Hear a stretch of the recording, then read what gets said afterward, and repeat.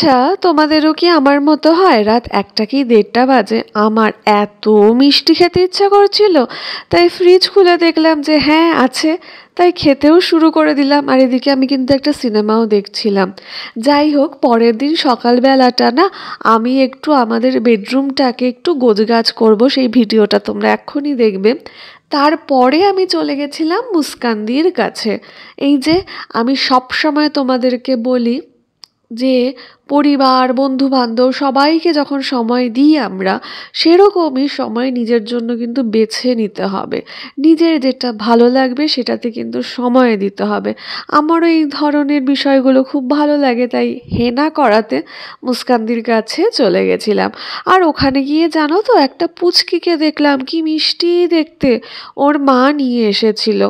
আর ওইটা দেখে আমার ছোটবেলার কথা মনে পড়ে গেল। আমার মাও আমাকে নিয়ে যেত, আর আমার ছোটবেলায় না একদম ছোট্ট ছোট্ট চুল করে রাখতো আমার মা। যাই হোক, আজকে যে বিষয়টা নিয়ে কথা বলবো সেটা তোমরা একটু পরেই বুঝতে পারবে। আমি আর আমার বর দীর্ঘমেয়াদী একটি সম্পর্কের মধ্যে ছিলাম, তো তারপরে আমাদের এই পরিণতি, আমরা বিয়ে করলাম একে অপরকে। বিয়ের আগে 15 বছরের সম্পর্ক। জানো তো, চড়াই উতরাই তো থাকে জীবনের, পরম সত্য হচ্ছে চড়াই উতরাই। যেরকম তুমি সাফল্য পাবে, সাকসেস পাবে, তেমনি তুমি কোনো না কোনো সময় ফেলও করবে, ফেলিওরেরও সম্মুখীন তোমাকে হতে হবে, জীবন করে দেবে। এটা জীবনের অন্যতম প্রধান বৈশিষ্ট্য। আমাদেরও তাই ছিল, দীর্ঘমেয়াদী অনেক টানাপোড়েন গো। তখন না খুব রাগ হতো, মনে হতো আমরাই কেন, আমাদের সাথেই কেন এরকম হয়। বুদ্ধির অভাব ছিল, বুঝতাম না। আর বলতাম খারাপ সময়, সময় জানো তো খারাপ ভালো হয় না, কঠিন সহজ হতে পারে। সময়টা সেই সময় কঠিন ছিল।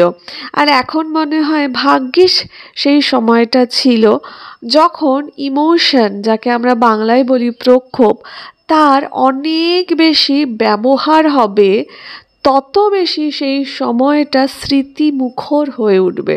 সেই সময়টা তত বেশি তোমাকে অনেক কিছু দিয়ে যাবে।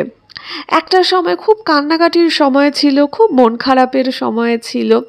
তারপরে যখন একটু হলেও আনন্দ পেতাম না, সে আনন্দের যে কি স্বাদ, সে স্বাদ তোমাদেরকে না বলে বোঝাতে পারবো না। এরকম অনেক চড়াই উতরাইয়ের মধ্যে দিয়ে বহু বহু বছর আমরা কাটিয়েছি। অনেক শখ আহ্লাদ মেটাতে পারিনি, তবে নিজেদের লক্ষ্য স্থির রেখে সেই লক্ষ্যে উপনীত হওয়ার চেষ্টা দুজনেই ভীষণভাবে করে গেছি। দেখো, আমার কিন্তু হেনা করা হয়ে গেছে। আমি হেনাটা করে না সত্যিকারেরই উপকার পাচ্ছি। বিকেলবেলা দেখবে আমার বর অফিস ফেরত মোটা মোটা চিংড়ি নিয়ে এসেছিল। আমি তো চিংড়ি খেতে খুব ভালোবাসি, আর চিংড়িগুলো খেতেও যা দারুণ ছিল না। মা সেগুলোকেই গুছিয়ে টুছিয়ে রাখছিল, সেটা তোমরা দেখবে। যেটা বলছিলাম, জানো তো, রিসেপশনের রাতের বেলা আমি একটি উপহার পাই, সেটা দেখে না আমি অবাক হয়ে গেছিলাম। আরেকটি বিষয় জানো তো, আমার খুব শখ ছিল সেটির কথা কিন্তু আমার বর কোনোদিনও জানতো না, আমি তাকে বলিও নি। কিন্তু রিসেপশনের দিন রাতের বেলাটা যখন ওই উপহারটা দেখি, আমি না কি বলবো, সেদিন যেন আমার কি একটা হয়ে গেল। মানে সত্যি স্বপ্ন সত্যিকারেরই সত্যি হয়। এদিকে বিয়ের জন্য টাকা জমানো, তারপরে বাড়ি ঘর করা, বাড়ি ঘরের 1 মাস পর বিয়ে করা, তারপরে এরকম একটা এক্সপেন্সিভ উপহার। আমার মনে হলো যে সত্যিকারেরই স্বপ্ন সত্যি হয়। আমার বর অনেক কিছু করতে পেরেছে গো, খুব ভালো লাগে এটা ভেবে। যাই হোক, তোমাদের কেমন লাগলো জানিও। দেখা হবে নেক্সট ব্লগে। আসি।